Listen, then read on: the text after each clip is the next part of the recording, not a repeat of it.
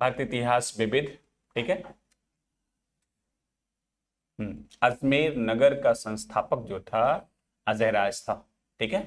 अजमेर नगर का संस्थापक चौहान वंशी शासक अजय राज थे। भोजशाला मंदिर जो है इसकी अधिष्ठात्री देवी जो है भगवती सरस्वती थी। ठीक है, कल चर्चा हुई थी। वाक्पति की रचना है गौडवहो। ठीक है, बहुत इंपॉर्टेंट है, ध्यान रखिएगा। वाक्पति की रचना है गौडवहो। भूमि सिंचाई के लिए प्रयुक्त जल चक्र अर्घट कहलाता था। ठीक है, भूमि सिंचाई के लिए प्रयुक्त जल चक्र अर्घट कहलाता था। इसकी चर्चा कौन करता है? मेन शांग। ठीक है, सीयूकी में हर्ष के समय। काश्मीर का अकबर कहा गया है जैनुल आबिदीन को। ठीक है, जैनुल आबिदीन को कश्मीर का अकबर कहा गया है।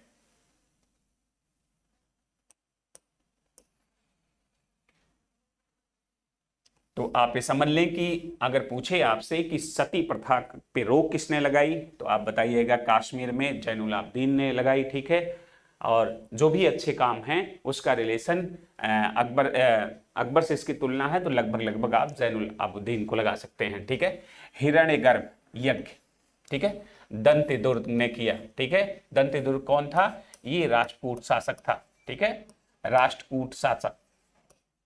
ठीक है, दंतदुर्ग ने हिरण्यगर्भ यज्ञ किया था। और हिरण्यगर्भा किस नदी को कहा जाता था? सिंधु नदी को कहा जाता था वैदिक काल में। ठीक है, सिंधु नदी को हिरण्यगर्भा नदी कहा जाता था। ठीक, चलिए। दाएं भाग के रचनाकार जीमूत वाहन है। ठीक है, और चतुर्वर्ग चिंतामणि के रचनाकार, चतुर्वर्ग चिंतामणि के रचनाकार हेमाद्री हैं।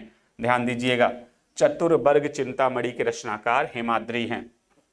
सैन्य छावनी में पैदा होने वाला राष्ट्रकूट शासक अमोघ वर्ष है। ठीक है, सैन्य छावनी में पैदा होने वाला राष्ट्रकूट शासक अमोघ वर्ष है। ठीक है, धर्मपाल से संबंधित लेख है खलीमपुर लेख। ठीक है, खलीमपुर लेख जो है धर्मपाल से संबंधित है। पाल वंश का शासक है, बंगाल में है धर्मपाल।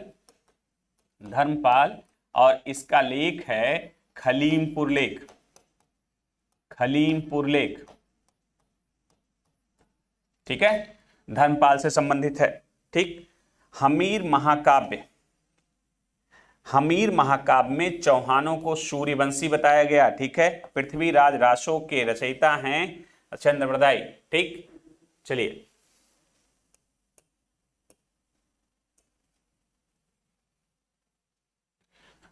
आइए, बिग्राराज चतुर्थ जो है, बिग्राराज चतुर्थ जो है ये चौहान वंश का महत्वपूर्ण शासक है, सबसे शक्तिशाली शासक हैं। ठीक है, बिग्राराज चतुर्थ।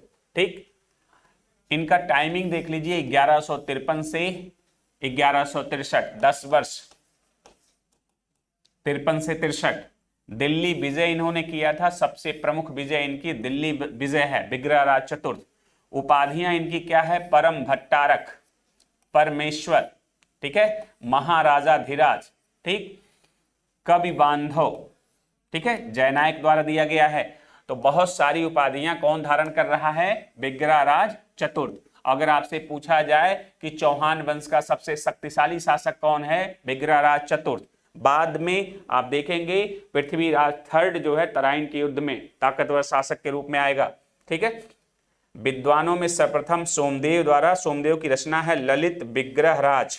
ठीक है, इसके दरबार में सोमदेव हैं जिनकी रचना है ललित विग्रहराज। ठीक है, आइए, पृथ्वीराज तृतीय,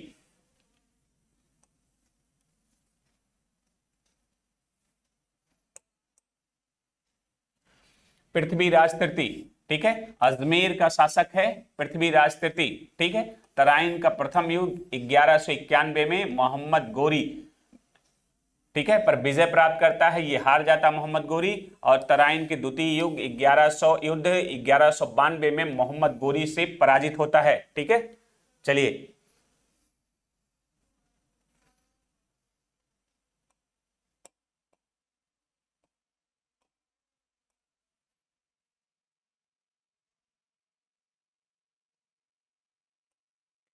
आइए, मध्यकालीन भारत के इतिहास देख लें। भारत पे मुस्लिम आक्रमण। ठीक, इस्लाम धर्म के प्रवर्तक हजरत मोहम्मद साहब का जो जन्म हुआ है 1570 ईस्वी मक्का में हुआ है, ध्यान रखिएगा, ठीक है। हजरत साहब का जन्म मक्का में हुआ है।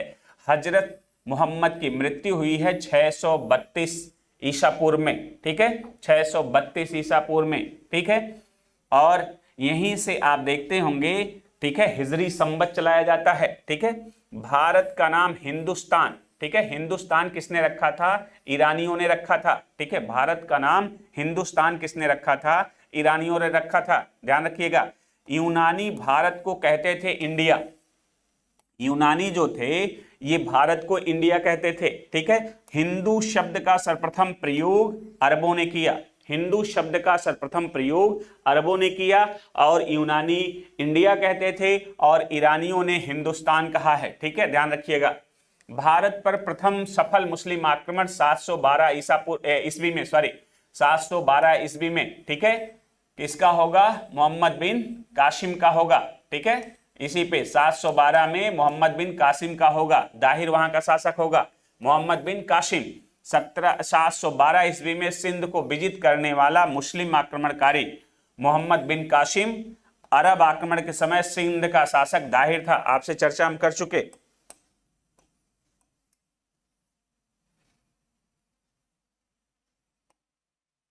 अरबों का सिंध पे आक्रमण 712 देवल पर आक्रमण हुआ, ठीक है। प्रमुख कारण हिंद महासागर में बंदरगाह की खोज, ठीक है, समुद्री डाकुओं की समस्या, ठीक है। तात्कालिक कारण समुद्री डाकुओं द्वारा अरब व्यापारियों पर हमला, जहाजों पर कब्जा करना, ठीक है। चलिए, अरबों की विजय के कारण क्या थे? अरबों का बेहतर अश्वसेना, दाहिर के प्रति आंतरिक विश्वासघात और अरबों की बेहतरीन तीरंदाज सेना, ठीक है, ये तो है, ठीक है। और परिणाम, राजनीतिक कारण क्या है? सिंध एवं रणनीतिक क्षेत्र जिस पर अरबों का कब्जा हुआ। सांस्कृतिक, भारत में इस्लाम धर्म का बीजारोपण और भारतीय ग्रंथों का अरबी भाषा में अनुवाद, ठीक है। कौन कौन से ग्रंथ थे? ठीक है, एक तो जाता है पंचतंत्र, पंचतंत्र विष्णु शर्मा की, ठीक है, इसे ले जाते हैं अरब। दूसरा जाते हैं ब्रह्म सिद्धांतिका, ब्रह्म सिद्धांतिका, ठीक है। ये सब ग्रंथ अरबों के माध्यम से तक यूरोप में पहुंचता है, ठीक है। चलिए, इतिहासकार स्टैनली लेनपूल, ठीक है, अरबों के सिंध पर आक्रमण की घटना को महत्वहीन मानते हैं। कौन महत्वहीन मानता है? स्टैनली लेनपूल महोदय, ठीक है।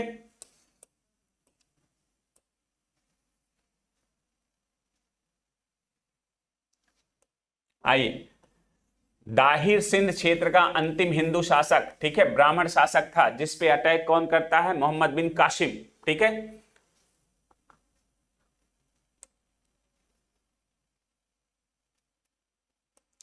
देखिए कौन सा युद्ध होता 712 में? ये देखिए, जो 712 में सिंधु नदी के तट पे युद्ध होता है वो अरोड़ या अरोड़ का युद्ध, अरोड़ या अड़ोर का युद्ध, ठीक है, होता है, जिसमें दाहिर मारा जाता है, ठीक है, ध्यान रखिएगा, अरोर का युद्ध, ठीक है, 712 में।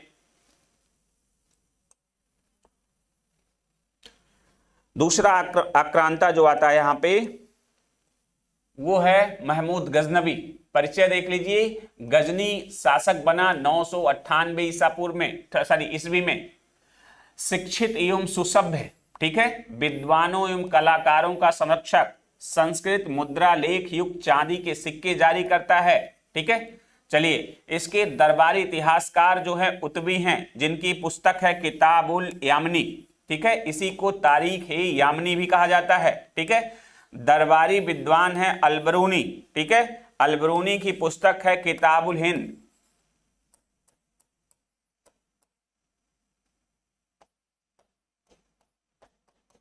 किताबुल हिंद, जो अरबी भाषा में लिखी गई है, और यही उस समय के भारत के बारे में जानकारी देगी पुस्तक। अलबरूनी गजनी से भारत आया था। बैहाकी, जिसकी पुस्तक है तारीख सुबुक्तगीन का लेखक है, ठीक है, उस समय उजारी फारस का कवि हुआ करता था और तूसी उनसरी खुरासानी विद्वान भी इसके दरबार में थे। तूसी उनसरी, ठीक है, और असजदी,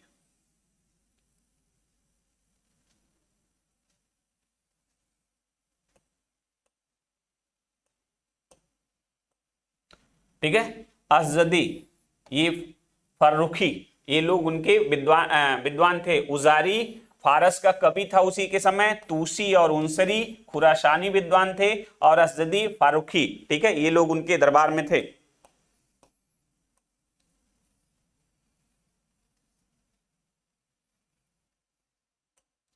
महमूद गजनबी का भारत पर आक्रमण 999 से 1027, ठीक है, कुल 17 बार आक्रमण किया। उद्देश्य मुख्यतः लूटपाट करना, ठीक है।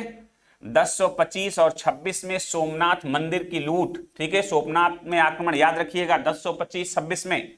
1019-20 ईस्वी में चंदेलों पर प्रथम आक्रमण, ठीक है। तात्कालिक शासक था विद्याधर, ठीक है, अपने वंश का सर्वाधिक शक्तिशाली शासक था, ठीक है, एक बार पीछे हटने पे मजबूर कर दिया था, ठीक है, विद्याधर। 1019-20 में जेजाग भुक्ति के चंदेल शासकों में महानतम शासक विद्याधर था, जो 1019-20 में गजनबी को से युद्ध होता है। और सबसे इंपॉर्टेंट है 1025-26 सोमनाथ गुजरात में अटैक करता है, ठीक है, अलबरूनी। इसका जन्म है 973 ईस्वी में, ठीक है। इसकी पुस्तक है तहकीक हिंद, अरबी भाषा की रचना है, बता दिए हैं। संस्कृत का ज्ञाता है, ठीक है, पुराणों का अध्ययन करने वाला प्रथम मुस्लिम, ठीक है, पुराण और गीता का अध्ययन करने वाला। खीवा देश का ये निवासी है, ठीक है, खीवा प्रांत। 11वीं सदी में महमूद गजनबी के साथ भारत में आगमन होता है इसका, ठीक है। इतिहासकार के साथ साथ खगोल विज्ञान, भूगोल, तर्कशास्त्र, औषधि विज्ञान, गणित, धर्म तथा धर्मशास्त्र का ज्ञाता था ये, ठीक है। ये चीज आप देखिएगा, मतलब ये विद्वान था, ठीक है, और इसका संस्कृत और तमाम गणित और तमाम विधाओं पे इसकी पकड़ थी, ठीक है।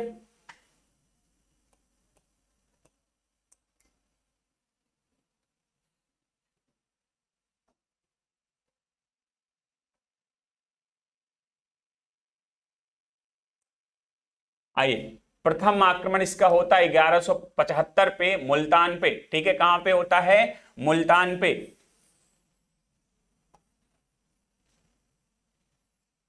ठीक है, मुल्तान पे होता है,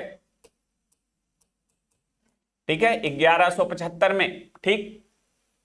इसके बाद 1178 में गुजरात पर आक्रमण होता है, ठीक है, ध्यान रखिएगा, गुजरात पे 1178 में आक्रमण होता है, ठीक है। और गुजरात का शासक जो होगा वो भीम,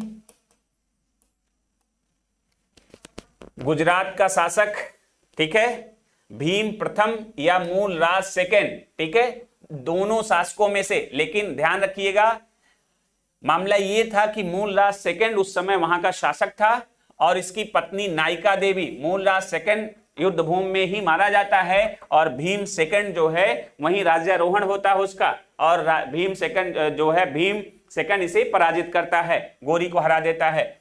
नायिका देवी के सैन्य नेतृत्व में आबू पर्वत के निकट मोहम्मद गोरी को भारत में पराजय मिली थी, ठीक है।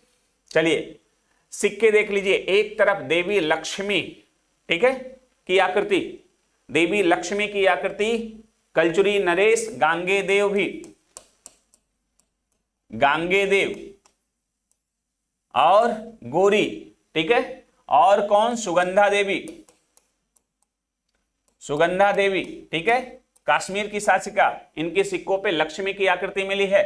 दूसरी तरफ अरबी में कलमा खुदा हुआ था, ठीक है। प्रमुख विजय पंजाब की विजय, पेशावर की विजय और सिंध की विजय इसकी रही। आइए इधर 1191 में प्रमुख तराइन का प्रथम युद्ध होता है, जिसमें गोरी बनाम पृथ्वीराज चौहान, ये पृथ्वीराज थर्ड हैं, ध्यान रखिएगा, पृथ्वीराज चौहान तीसरे वाले। परिणाम मोहम्मद गोरी की पराजय हो जाती है।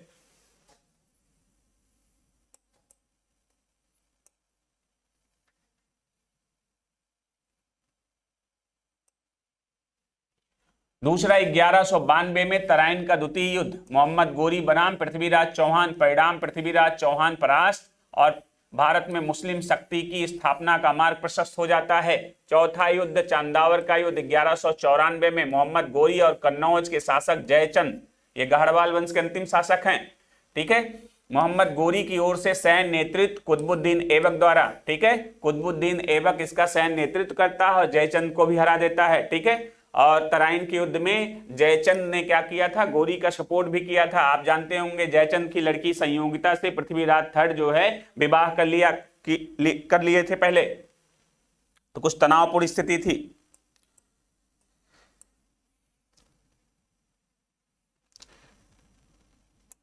आई मोहम्मद गोरी 1206 में खोखरों के विरुद्ध अंतिम अभियान पूछा जाता है। गोरी का अंतिम अभियान कौन सा है, 1206 में खोखरों के विरुद्ध, ठीक है, और यहीं पे उसकी हत्या हो जाती है बाद में।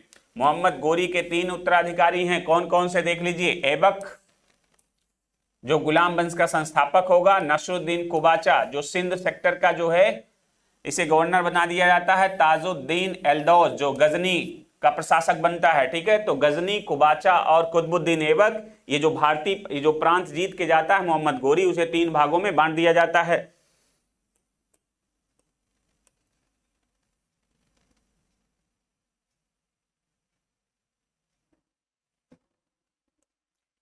आइए, इसी के साथ इसका एक सेनापति होता है मोहम्मद इख्तियारुद्दीन मोहम्मद बिन बख्तियार खिलजी, ठीक है। इसने 2 विजय की। अगर आपसे पूछा जाए कि तुर्कों की बिहार और बंगाल में विजय किसने की, तो आप बताइएगा बख्तियार खिलजी ने किया था, ठीक है। बिहार विजय और बंगाल विजय, ध्यान रखिए थोड़ा सा, बिहार की राजधानी ओदनपुरी थी और बंगाल की राजधानी लखनौती थी, और यहाँ का शासक लक्ष्मण सेन था, कल हमने चर्चा किया था। बिहार पे आक्रमण होता है, ठीक है, नालंदा, बिहार में नालंदा और विक्रमशिला और सोम बिहार, ठीक है, इन सबको क्या करता है, नष्ट कर देता है। नालंदा और विक्रमशिला, सोम बिहार को नष्ट करने वाला कौन तुर्की आक्रमणकारी था, बख्तियार खिलजी, ठीक है। और लखनौती तक अटैक करता है, बंगाल की राजधानी, ठीक है। देखिए लक्ष्मण सेन इसके शासक हैं, ठीक है, बिना युद्ध किए ही भाग गया, पूर्वी बंगाल में शरण ली, मतलब तुर्कों का बंगाल तक का जो आधिपत्य, ठीक है, बंगाल विजय बख्तियार खिलजी द्वारा पूरा हो रहा है।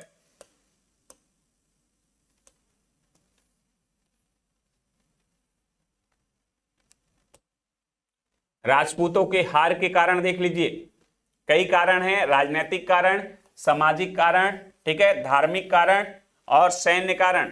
राजनीतिक कारण में राजनीतिक विखंडन, आपको चर्चा कर दिया गया है कि सामंतवाद का दौर शुरू हो गया था, विकेंद्रीकरण की प्रक्रिया तेज हो गई थी। राजपूतों में एकता का अभाव होगा, जाहिर सी बात है। कन्नौज में त्रिपक्षीय संघर्ष चर्चा कर दिया गया है, पाल, प्रतिहार और राजपूतों के बीच में त्रिपक्षीय संघर्ष में बिजी थे उस समय उत्तर भारत में लोग।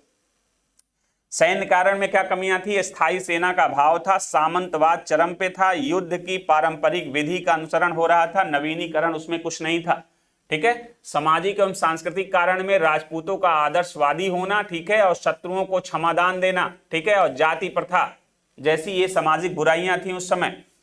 धार्मिक कारण में धर्म नैतिक नियमों की अखंड रक्षा, ठीक है, तुर्कों की भाट धार्मिक उन्माद में ना होना, ठीक है, ये सब कमी के रूप में निकल के आ रहा है, जिसके कारण राजपूतों की पराजय हुई।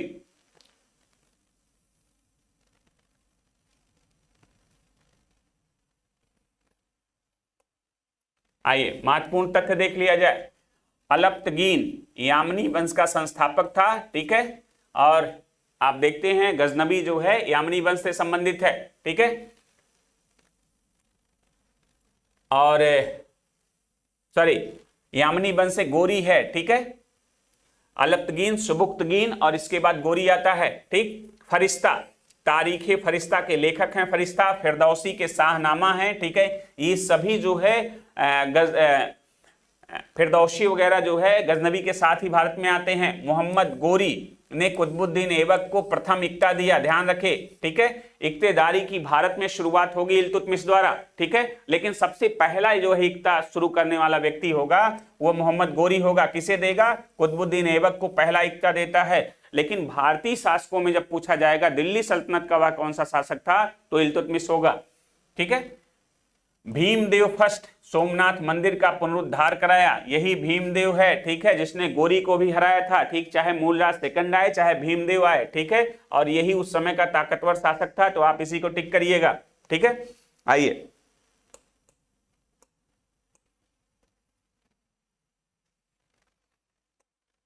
दिल्ली सल्तनत गुलाम वंश, संस्थापक है कुतुबुद्दीन ऐबक, ठीक है, इसका कार्यकाल है 1206 से लेके 1210, 1206 से लेकर 1210। अच्छा सॉरी, ये गुलाम वंश के बारे में है, संस्थापक कुतुबुद्दीन ऐबक है, ठीक है, ये गुलाम वंश भैया,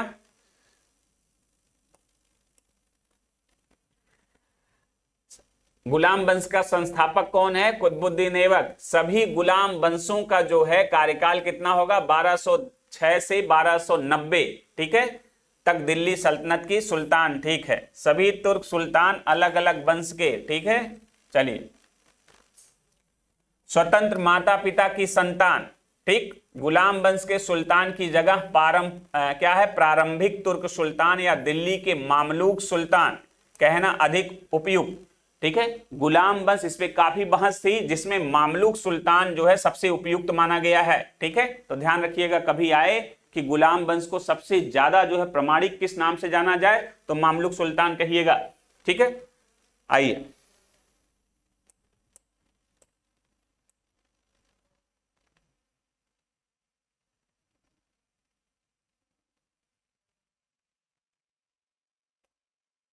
आइए गुलाम वंश के शासकों का कालक्रम देख लीजिए। कुतुबुद्दीन ऐबक 1206 से 1210, ठीक है। इसके बाद है आराम शाह 1210 से 11, ठीक है। 11 में इल्तुतमिश इनको हरा के फिर 11 से 36 इल्तुतमिश, फिर रुकनुद्दीन फिरोज आता है 36 में, ठीक है, कुछ महीने के लिए, फिर रजिया आती है 36 से 40, फिर आता है मुइजुद्दीन बहराम शाह 40 से 42, ठीक है, और फिर 42 से 46 आता अलाउद्दीन मसूद शाह, फिर नसरुद्दीन महमूद शाह 46 से 66, ठीक है, और फिर बलबन का कार्यकाल आएगा 66 से 86, और फिर बलबन के बाद मुइजुद्दीन मोहम्मद कैक्यूबाद का काल आता 86 से 90, और लास्ट शासक है क्यूमर्स, इसी का सेनापति होगा जलालुद्दीन खिलजी, जो इसकी हत्या करके खिलजी वंश की स्थापना करेगा, ठीक है। आइए,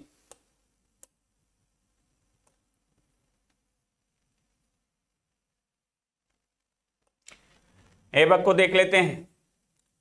1206 से 1210, इसकी उपाधि देख लीजिए कुरान ख्वां, ठीक है।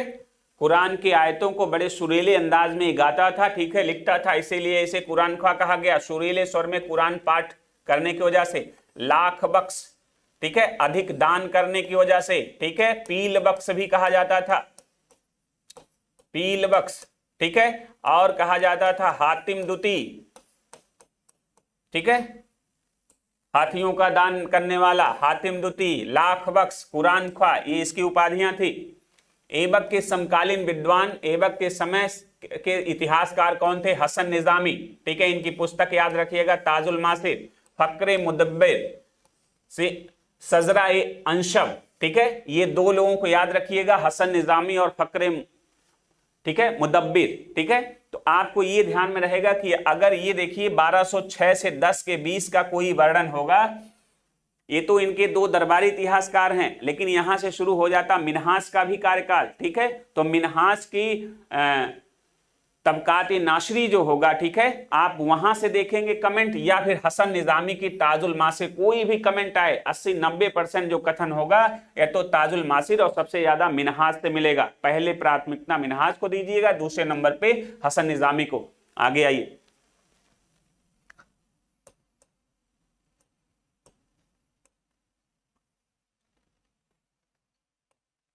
महत्वपूर्ण तथ्य देखिए, इसका राज्याभिषेक 1206 में गोरी के मृत्यु के 3 महीने बाद, ठीक है, राजधानी लाहौर बनाता। ध्यान रहे, अभी ये दिल्ली को राजधानी नहीं बना रहा, लाहौर से ही शासन कर रहा, ठीक है। ये देखिए सिंध है और ये है गजनी, गजनी में यलदौज और सिंध में है कुबाचा और लाहौर में है ऐबक। तो जो भारतीय प्रांत जीत के दिया है उसका जो है शासक प्रशासक बनाता है। ऐबक को कब बनाता है? 6 में, ठीक है, इसकी गोरी के मृत्यु के बाद, ठीक है। और ये लाहौर से ही शासन करता, ध्यान रहे, दिल्ली को राजधानी बनाने वाला इल्तुतमिश है, ठीक है।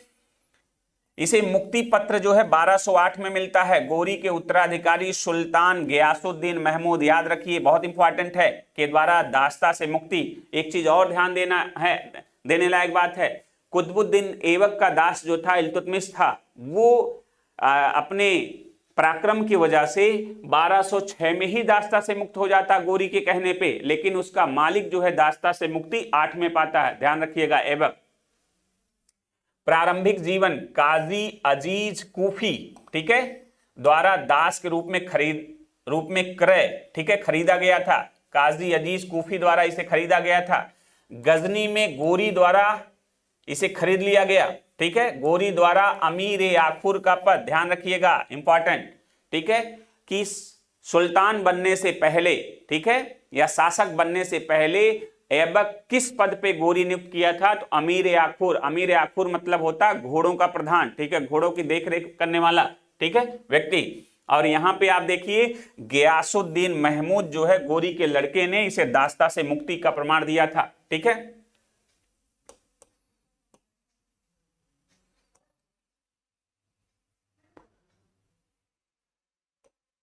परिचय देख लीजिए, गुलाम वंश का प्रथम शासक है, ठीक है, तुर्क जनजाति से संबंध है, ठीक है, आजीवन सुल्तान की उपाधि से परहेज, ठीक है, इसने सुल्तान की उपाधि नहीं धारण की थी, ठीक, सुल्तान की उपाधि धारण करने वाला पहला शासक पूरे इस्लाम वर्ल्ड में है गजनबी, लेकिन भारत में पहला है इल्तुतमिश, ठीक है, ध्यान रखिएगा। और वही जो है दिल्ली को राजधानी भी बनाता, सुल्तान की उपाधि भी धारण करता है। ये क्या करता है? सुल्तान की उपाधि ये भी नहीं धारण करता है। और सैयद वंश का शासक होगा खिज्र खां, वो भी सुल्तान की उपाधि नहीं धारण करेगा, वो रैयत आला की उपाधि से। और ये क्या करेगा? सिपाह सलार, मलिक जैसी उपाधियों से ही शासन करता है, ठीक है। ऐबक ध्यान रखिएगा, मलिक देखिए लिखा भी है, मलिक और सिपाह सलार की पदवी से, ठीक है, यही धारण करता है के साथ शासन। मृत्यु 1210 ईस्वी में चौगान खेलते हुए, ध्यान रहे ऐबक की मृत्यु भी पूछा जाता है, घोड़े से चौगान खेलते वक्त गिर जाता है और मर जाता है, ठीक है। आइए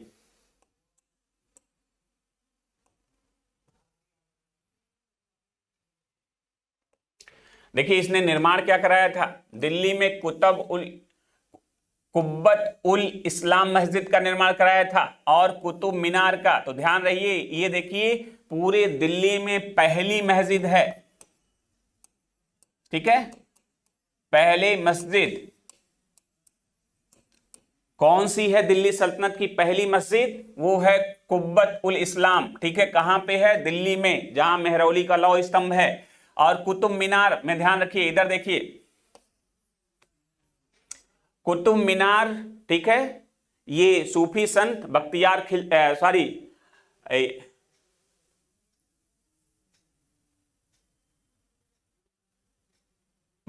काकी, ठीक है, जो सूफी संत थे, जो मानता था बख्तियार काकी, उनकी याद में क्या है? कुतुब मीनार की निर्माण करवाना चाहता था और मर गया। तो प्रथम तल की तो निर्माण कौन शुरू किया था? ऐबक ने, ठीक है, ऐबक। लेकिन इसके बाद का जो निर्माण है, इसके बाद का निर्माण, ये जो 3 तल का निर्माण इल्तुतमिश पूरा कराता है। इल्तुतमिश, आपसे क्वेश्चन पूछा जाएगा कुतुब मीनार कितने तल का है? तो आप बताइए 1 2 3 4 तल का, ठीक है। और इसके बाद कुतुब मीनार से आपसे क्वेश्चन पूछा जाएगा कि 5वें तल का निर्माण कौन कराया, ठीक है, 5वां तल इसमें कौन बनवाया? तो 5वां तल एफएसटी बनवाएगा, फिरोज शाह तुगलक, ठीक है। और चौथा तल क्षतिग्रस्त हो जाएगा बिजली गिरने से, तो चौथे को मेंटेन कराएगा और 5वां नवीन तल बनवाएगा। लेकिन मूल रूप से कितने तल का था? 4 तल का। और इसे पूरा कौन करा रहा है? इल्तुतमिश। शुरुआत किसने कराया था? ऐबक ने, ठीक है, किसके याद में? बख्तियार काकी के याद में। आगे आइए,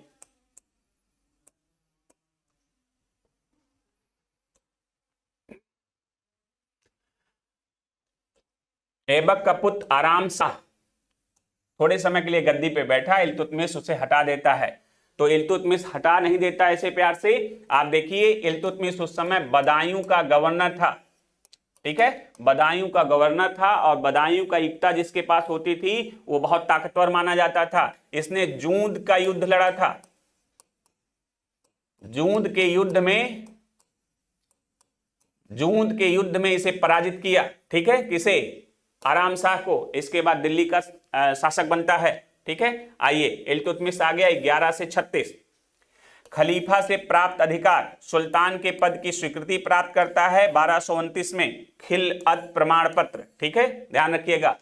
दिल्ली सल्तनत का वास्तविक संस्थापक कौन है, इल्तुतमिश। संस्थापक कौन है, ऐबक। वास्तविक संस्थापक कौन है, इल्तुतमिश। इल्तुतमिश प्रथम वैध सुल्तान है, क्यों, क्योंकि 29 में खिलअत प्रमाण पत्र धारण कर लिया था, ठीक है। इक्ता प्रणाली की शुरुआत दिल्ली सल्तनत का कौन सा शासक करता है, इल्तुतमिश। लेकिन सबसे पहले इक्ता की शुरुआत किसने की, मोहम्मद गोरी ने। किसको दिया, ऐबक को दिया, ध्यान रखिएगा।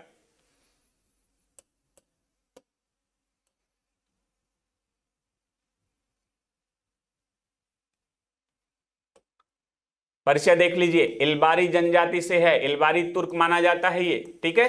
अन्य नाम इसका गुलामों का गुलाम है, क्यों, क्योंकि ऐबक का ये गुलाम था, और ऐबक किसका था, गोरी का गुलाम, तो ठीक है, गुलामों का गुलाम था। लेकिन ये अपने मालिक से पहले ही दास्ता से मुक्त हो जाता है। देखिए बदायूं का सूबेदार है, सुल्तान बनने से पूर्व गोरी के आदेश पे ऐबक द्वारा दास्ता से मुक्त कर दिया जाता है 1206 में। महत्वपूर्ण तथ्य देख लीजिए, भारत के उत्तर पश्चिमी सीमा पर चंगेज खां का आगमन इसी के समय हो रहा है। कब हो रहा है, 1221 में, ठीक है। किस नदी तक, सिंधु नदी तक, सिंधु नदी तक। चंगेज खां का सेनापति जो है, ख्वारिज्म के शासक मकबरनी का पीछा करते हुए यहां तक आया। इसने मदद करने से इनकार कर दिया, इससे दिल्ली सल्तनत को यह बचा लिया था। चंगेज खां के विरुद्ध मकबरनी लिखा हुआ है कि सहयोग ना देने से इनकार किया और कुतुब मीनार का निर्माण पूरा कराया, ठीक है। अभी पीछे चर्चा हो गया है। प्रशासन में देखिए क्या किया, चहलगामी व्यवस्था की शुरुआत, मतलब 40 अमीर सरदारों का एक दल बनाया जिसके आधार पर प्रशासन करने की शुरुआत, उसे तुर्कान ए चहलगानी कहा गया। 40 सरदारों का गुट। सिक्के देख लेते हैं कौन सा चलाया। सल्तनत काल में, सल्तनत कालीन भारत में सर्वप्रथम शुद्ध अरबी सिक्के कौन जारी कर रहा है, इल्तुतमिश। कौन से सिक्के हैं, और टकसालों पे नाम भी लिखवाने की परंपरा यही शुरू करेगा, ठीक है। इधर आइए, टंका चांदी के सिक्के हैं, जीतल तांबे के सिक्के हैं। तो आपसे पूछा जाएगा टंका और जीतल, ठीक है, सिक्के किसने जारी कराए, या सबसे पहले दिल्ली सल्तनत का कौन सुल्तान जो सिक्का जारी करा रहा है, टंका और जीतल, इल्तुतमिश। एक टंका बराबर कितने जीतल के, 48 जीतल, और कितने ग्रेन, 175 ग्रेन होता है, ठीक है। ग्रेन छोटी इकाई है, पूछा जाता है, ध्यान रखिएगा। टंका चांदी का है और जीतल तांबे का है।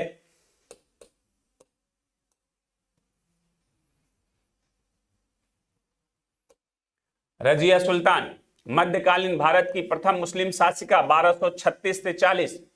राज्य शक्ति को सुल्तान के हाथों में केंद्रित करने का बल, राज्य शक्ति को सुल्तान के हाथों में केंद्रित करने पे फोकस करती है ये। सत्याच्युत करने में तुर्कों का हाथ, वही 40 अमीरों का हाथ था, ठीक है। आइए परिचय देख लीजिए। 1200, ठीक है, चलिए हम आपको बता दे रहे हैं। इसे 40 दल के सदस्य जो था एतगीन था और अल्तुनिया था। ये सब विद्रोह करते हैं और अल्तुनिया जाके पंजाब में विद्रोह कर देता, उसे दबाने ये जाती है लेकिन हार जाती है। फिर अल्तुनिया से विवाह करती, वापस जब आते हैं तो बहराम शाह के कुछ सैनिक द्वारा जो है कैथल में इसकी हत्या कर देते हैं, ठीक है। एक योग्य शासिका थी जिसकी षड्यंत्रों द्वारा हत्या कर दी जाती है। और अगला शासक बहराम शाह होता है, ठीक है। इसके बाद अलाउद्दीन मसूद शाह आएगा, फिर महत्वपूर्ण शासक आएगा बलबन। प्रारंभिक जीवन, बचपन में मंगोलों द्वारा पकड़ लिया गया था। गजनी के बशरा के ख्वाजा जमीलुद्दीन बसरी ने खरीदा, जमालुद्दीन बसरी ने खरीदा। 1232 ईस्वी में दिल्ली लाया गया ये, ठीक है, 1232 ईस्वी में। और 1233 में ग्वालियर विजय के पश्चात इल्तुतमिश ने खरीदा। ध्यान रहे बचपन में मंगोलों द्वारा पकड़ लिया गया, ठीक। गजनी के बसरा के ख्वाजा जमालुद्दीन बसरी ने खरीदा, ठीक है, सबसे पहले गजनी में। फिर 32 में दिल्ली लाया गया और 33 में ग्वालियर की विजय के पश्चात इल्तुतमिश ने खरीदा। इसका परिचय देख लेते हैं। 1266 से 86 तक का सुल्तान है। पूरा नाम गयासुद्दीन बलबन है। उपाधि इसकी उलूग खां और गयासुद्दीन है, ठीक है। वास्तविक नाम बहाउद्दीन या बचपन का नाम बहाउद्दीन है। उपनाम बलबने खुर्द, ठीक है। कनिष्क बलबन भी कहा जाता है। इलवारी तुर्क से संबद्धता है इसका, बलबने खुर्द भी है, ठीक है। पद एवं वैवाहिक संबंध देख लीजिए। खासदार का पद प्राप्त हुआ इल्तुतमिश के काल में, खासदार था ये। अमीरे शिकार का पद रजिया ने दिया था, ठीक है। अमीरे आखूर का पद बहराम शाह ने दिया था। नायब मामलिकात का पद नासरुद्दीन महमूद ने दिया था। और 1249 ईस्वी में पुत्री हुजैदा की शादी जो है सुल्तान नासरुद्दीन महमूद से किया था, ठीक है। इसी के बाद फिर जो है वो स्वयं शासक बन जाता है। नरोज त्योहार को मनाने की प्रथा का आरंभ और दीवान अर्ज सैन्य विभाग की स्थापना, ध्यान रखिएगा। नरोज, दीवान अर्ज, ठीक है। मुगलों से मुकाबला करने के लिए सेना मंत्री इमादुल मुल्क, ठीक है, इसे इमादुल मुल्क को पद देता है। वजीर के आर्थिक नियंत्रण से मुक्त, वजीर को आर्थिक नियंत्रण से मुक्त करता है, ठीक है। यह ध्यान रखिएगा। इसने वरीद नामक गुप्तचर की भी नियुक्ति की है।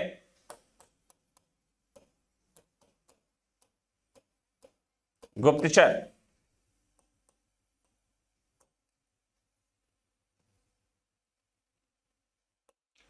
आइए राजत्व सिद्धांत देखिए। रक्त और लौह की नीति, ठीक है। सुल्तान का पद ईश्वर प्रदत्त, सुल्तान का निरंकुश होना आवश्यक है। सिजदा और पैबोस की रीतियां प्रारंभ, नीतियां। सिजदा मतलब झुकना और पैबोस मतलब अंगूठे को चूमना लेटकर, ठीक है। बलबन के विचार देख लेते हैं।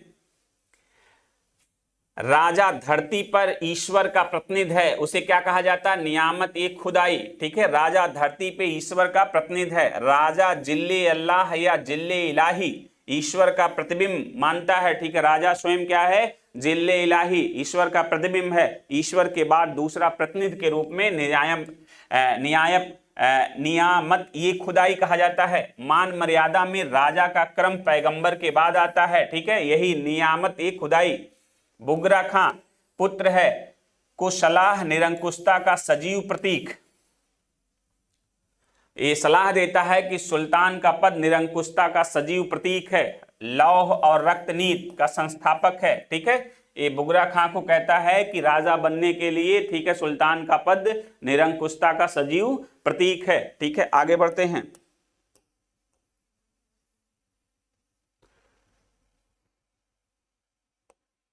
बलबन की मृत्यु 1286 में। फिर इसके बाद शासक कैकुबाद बनता है। बलबन की मृत्यु के बाद उसका पौत्र गद्दी पे बैठता है, ठीक है।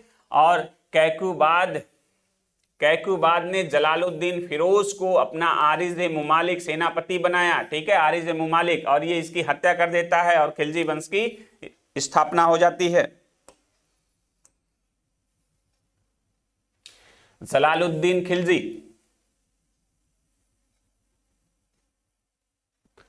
ठीक है, जलालुद्दीन खिलजी, ठीक है। राज्याभिषेक 1290 में। खिलजी वंश की स्थापना आदर्श उदार निरंकुशवाद, इसका जो राजत्व था उदार निरंकुशवाद पे आधारित था। अलाउद्दीन को अमीर ए तुजुक का पद दिया, अमीर ए तुजुक का पद दिया और पुत्री का विवाह अलाउद्दीन से किया, ठीक है।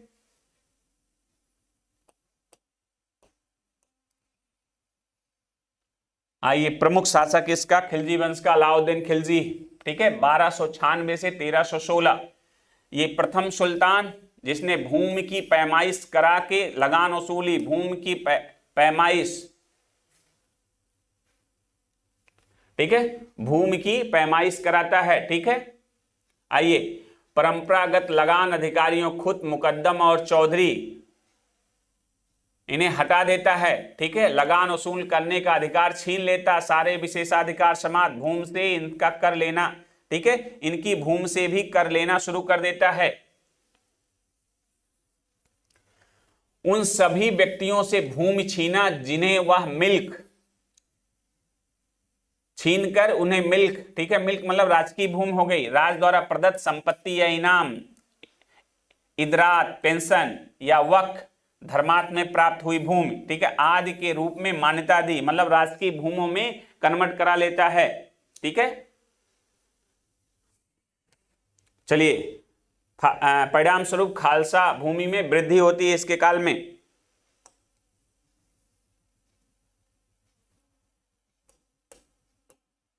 अलाउद्दीन के 4 अध्यादेश देख लीजिए। प्रथम, उपहार, पेंशन, दान और प्रदत्त भूमि संबंधी व्यक्तियों से वापस ले लेता है। ठीक है, सरकारी अधिकारियों को सभी व्यक्तियों से आधिकारिक कर लेने का आदेश देता है। ठीक है, पहला हो गया।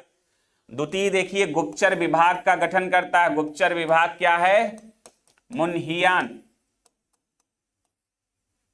ठीक है, तृतीय देखिए, मादक द्रव्य, शराब, भांग आदि पे क्या है? प्रयोग और जुआ खेलने पे पाबंदी लगा देता है। ये अध्यादेश है। अगर पूछे सल्तनत काल का वह कौन सा सुल्तान था जिसने शराब, भांग या जुआ पे प्रतिबंध लगाया, तो आप इसे मानिएगा। नहीं तो बलबन ने भी क्या किया था? शराब वगैरह पे रोक लगाया था, लेकिन ये अध्यादेश पारित किया था, इसलिए ये माना जाएगा। चतुर्थ, सरदारों या अमीरों को दावतों, विवाह, संबंधों पे प्रतिबंध लगाता है।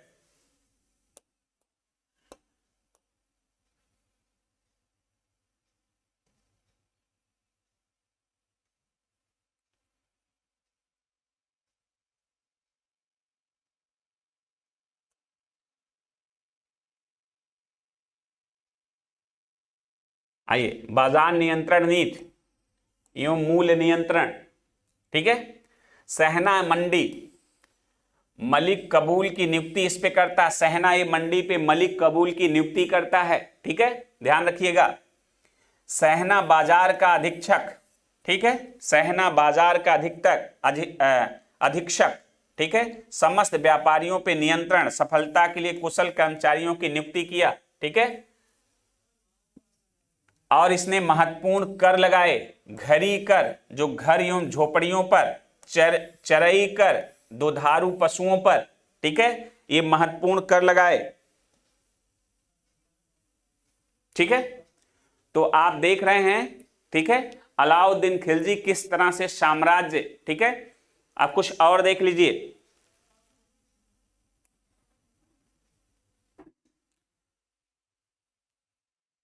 इसे सिकंदर ये सानी कहा गया।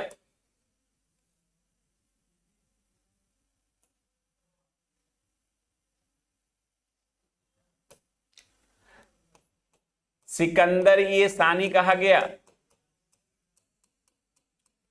या द्वितीय सिकंदर कहा गया।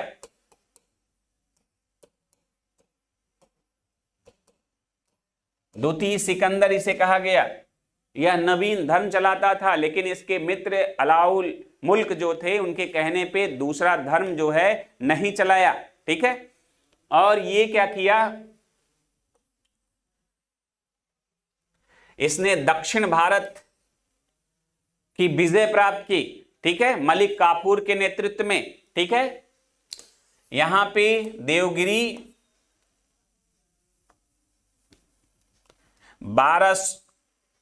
1308 में, ठीक है, और फिर वारंगल 1309 में, फिर होयसल 1310 में,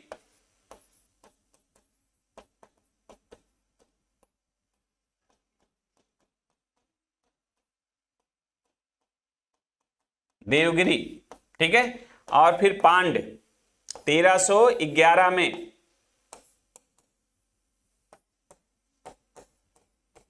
पांड, इसके शासक थे वीर पांड, सुंदर पांड। ठीक है, वीर पांड और सुंदर पांड। वीर पांड ने इसकी अधीनता नहीं मानी थी। ठीक है, वीर पांड ने इसकी अधीनता नहीं मानी थी। ठीक, और यहां तक जो है ये कुतुब मलिक काफूर के नेतृत्व में यहां तक इसका साम्राज्य हो गया था। ठीक है, यहां पे रणथंभौर विजय, ठीक है, गुजरात विजय, रणथंभौर विजय और चित्तौड़ विजय, ठीक है, और मालवा विजय, ठीक है, तो ये यहां पे ये 1298, 1301, 1303 और 1305 ये आक्रमण करता है और इन सबको अपने साम्राज्य में मिला लेता है। ठीक है, तो ये पूरा इसका आक्रमणों का क्रम है। ठीक, और इसी के तहत ये क्या करता है, सबसे बड़ी स्थायी सेना का निर्माण करता है, स्थायी सेना का निर्माण करता है, निर्माण करता है। ठीक है, तो सैन्य विभाग की स्थापना जो है, स्थायी सेना का निर्माण करता क्या था, अलाउद्दीन खिलजी था। ठीक, तो आज यहीं तक। ठीक है, धन्यवाद। फिर अगले अंक में हम आपसे मिलेंगे।